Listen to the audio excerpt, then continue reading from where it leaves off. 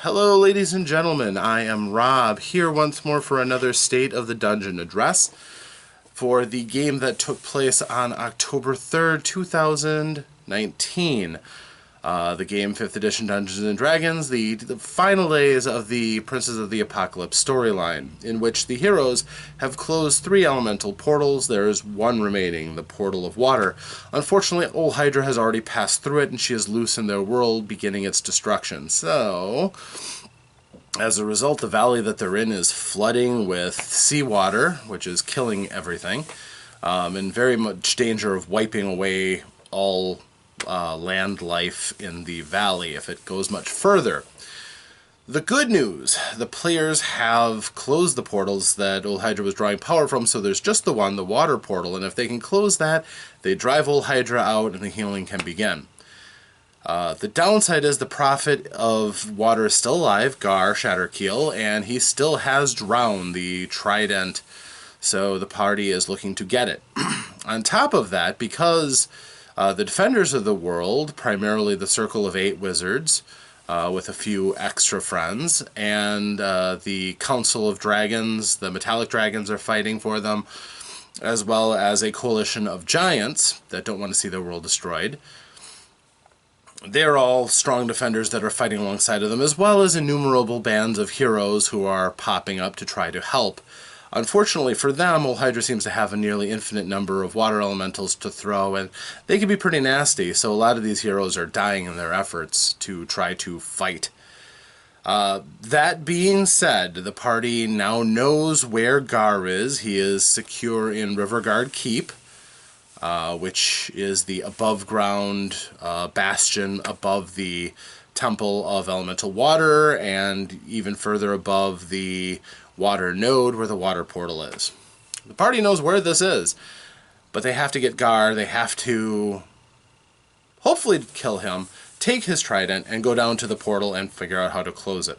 So, because Old Hydra knows that Gar is the weak link in her scheme, Old Hydra has created an impermeable bubble that prevents teleportation and scrying over Rivergard Keep. She's arrayed her forces around it to hold off any of the defenders while she continues raising the water level and gating in more and more of her water elementals.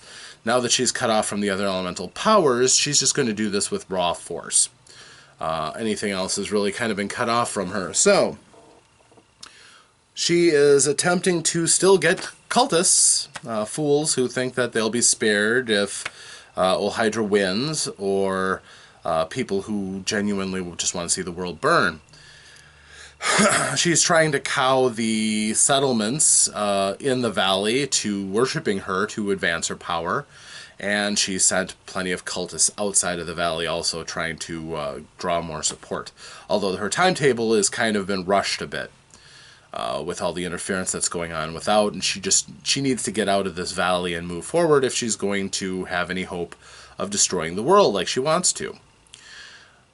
The group knows about the bubble, but they have a plan. They're going to go under the bubble, through the Fane of the Eye, up through the Water Elemental Temple, and into Rivergard Keep from below. The good news is that for the most part, Old Hydra is more worried about the forces out on top. They figure they'll try to punch through the shield that she's erected with the forces they have arranged. So she's strengthened that. She didn't really reinforce the forces below, which have been notoriously absent. The party hasn't spent a lot of time thinking about why she hasn't stockpiled extra defenses below. Really, they caked-walked their way through from the Fane of the Eye, although it was submerged, so their water-breathing spell was all they really needed.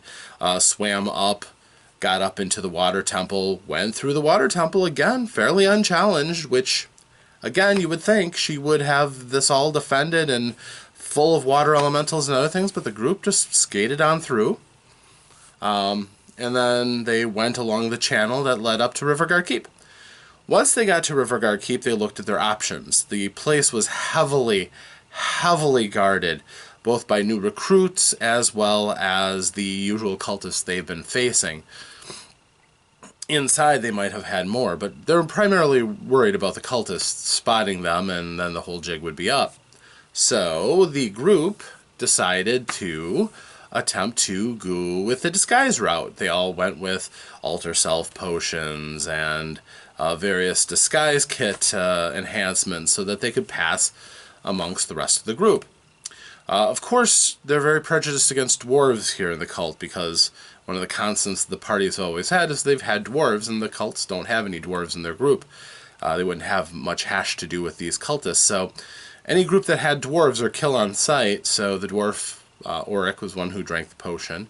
And the rest of them just looked like scummy adventurers who would throw in their lot with old Hydra, or were altered to look so with various cosmetic enhancements, which of course Auric is trained in disguise kits, so that was also fortuitous. And of course, the gnome illusionist used his craft as well.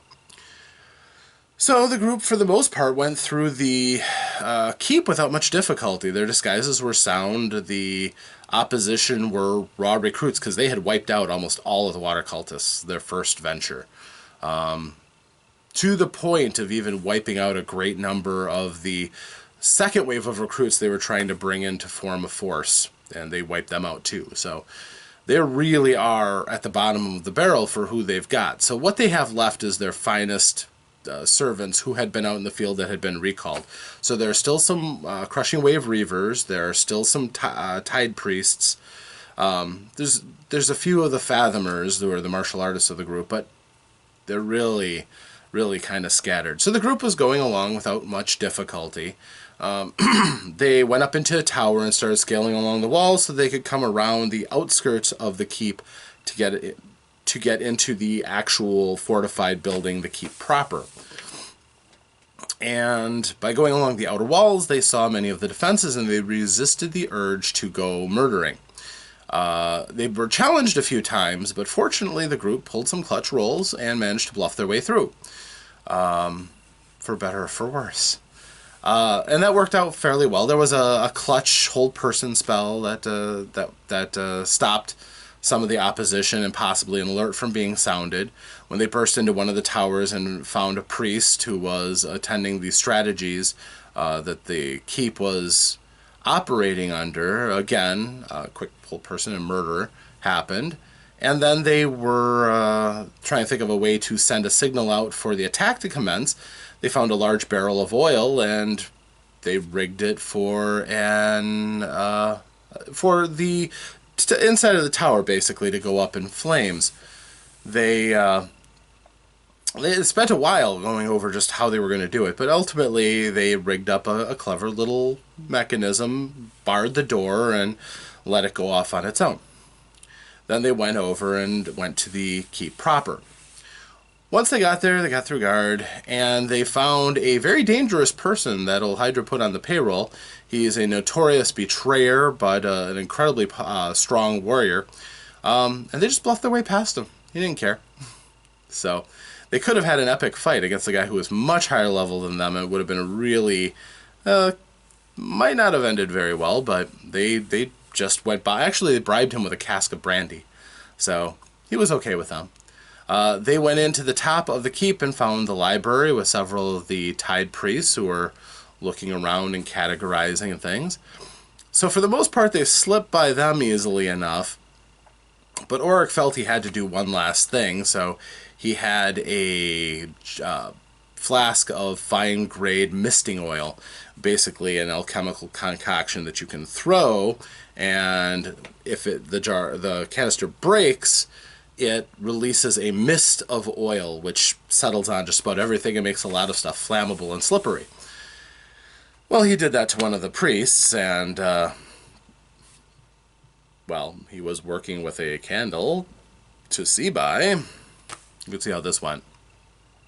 So the library started going up. The group got out of the library, and at the end is a door, staircase going down, and they could see below them a room with Gar in attendance with a group of experienced pirates. And he held his trident up as he was gesturing, and the group's like, all right, let the murder commence. So the Alpha Strike was impressive. They dropped a darkness on the table, fireball, killed several of the pirates, but not all of them. They're pretty tough. Didn't do anything to Gar. Really. So then they came in and attacked. They first of all found out that Gar can see through darkness now, because he can sense the water in people. His powers have increased a bit, and they began this fight. He attacked them with his tidal wave attack. It's this third level spell that he ramped up to batter the group. But they came through and persevered. They chopped him up pretty well. He was fighting fairly well. He was quite resistant until finally they disarmed Drown from him, which was a tough task because Drown didn't want to go away from him. But they eventually ripped it free, and then once he no longer had Drown, even though he still had his powers, yeah, I believe they held him and killed him. I wasn't rolling all that well, and, well, they took advantage of that. They also finished off the rest of the pirates, I believe, with one last fireball. So, all in all, the fight was not anticlimactic. There was some damage that was dealt, and they came at it intelligently enough that there wasn't a reason to suddenly whip up extra defenses. The only thing that really happened was he called on a water elemental to come into the group, and the group is still dealing with it. The water elemental is still there in the room. At this point, Antaeus has the spear. The spear is actually afraid of Antaeus because of his ridiculous will and his paladin aura protecting him. It can't possess him. It can't guide him. It is a miserable item right now that is staring its own demise in the face if he can get it down to the portal. However, the moment he grabbed it, Old Hydra knew exactly what was going on. So her full attention is now focused on the party. And they know it.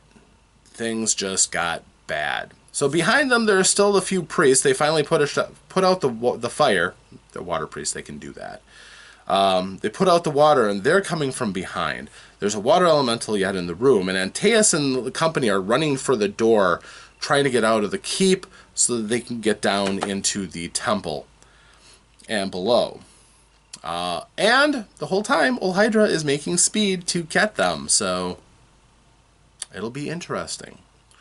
Now, they have a couple of things going for them right now. They fortunately closed off a couple of the portals, so she can't just teleport right into their midst and start murdering them, which is good for them. But she can move extraordinarily fast, and there's an awful lot of water that she can pass through. So her movement speed is ridiculous. It's undoubtedly likely that they will have at least one more encounter with her. How will it turn out? Without her prophet, with her forces dwindling and attacks from all sides that she has to worry about, she might even be beatable. It's possible, not likely, but they are definitely at the crux of things. If they can beat Old Hydra, then they can close the portal and everything's fine. If they can evade Old Hydra and get down to the portal, they could try to close it. But that is actually miles away through flooded caverns. They better think of something. So, very, very tense, very, very gripping ending against an incredibly powerful foe. They have the key to her demise, but they're a long ways from getting to where they need to be to finish her off. So, we'll see what happens next time, which very well may be the last play session. One warning, after the play session, for good or for bad, there will probably be a denouement, one last session where I go over all the things that happen as a result, because that's something that I do at the end of a longer campaign. So, probably 2 more sessions before I relinquish the spot at this end of the table over. So, yeah. I hope it's been a fun ride. It certainly has been for me, and very informative. I've learned a great deal about running 5th edition from this campaign, and I look forward to more in the future. So thank you very much, and farewell.